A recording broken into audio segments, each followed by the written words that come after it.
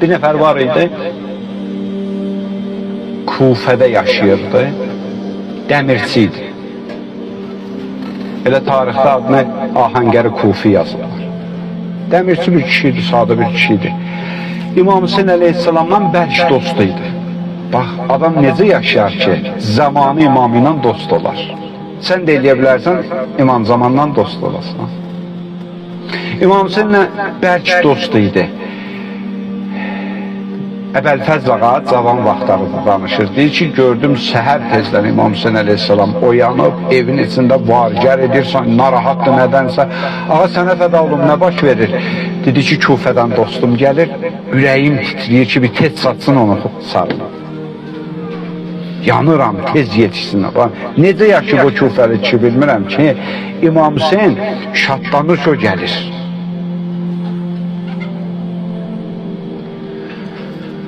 Biraz keçdi, qapıdan çağırdılar, Əbəlfəz ağa çıxdı qapıya.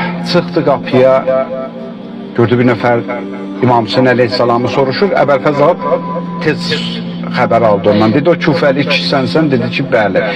Ağa evdədir, İmam Hüseyin ağa evdədir, dedi ki, yubanma, tez gir içəri, ağa səhərdən narahatdır, səni gözləyir.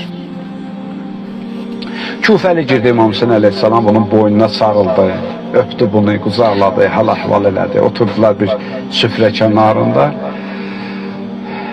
Söhbət edirlər, danışırlar. Birdən gözü sataşdı o Kufəli kişinin Əbəlfəzl ağaya söndü. İmam Hüseyin ağadan xəbər aldı. Dedi ki, ağa, sənə fəda olum, bu qulamı hardan tapmışsan bu yaraşıqla? Bu qədd, bu qamət, bu gözəl sima var. Belə qulam yəni nökərdə, qulluqsuz. Bu qulamı hardan tapmışsan? İmam Hüseyin əleyhissalam ki, Kufəli, bu qulamdır ki, bu Əli balasıdır. Həzrət Əbəlfəzdir, mənim qardaşımdır. Şu xəcalət çəkdi, gəldi ağanın müqabilində oturdu. Alda Həzrət Əbəlfəz ağanın əllərindən öpdü. Dedi, ağa məni bağışla ki, mən səni tanımamışam, sən Əli balasısan, mən səni qulama bənzətdim, nökərə bənzətdim. Həzrət Əbəlfəz qucaqladı onu, dedi, yo, narahat olma ki, sən elə məni düz tanımasan. Elə düzünü sən deyirsən, elə mən bu qapının qulamıyam, nökəriyəm.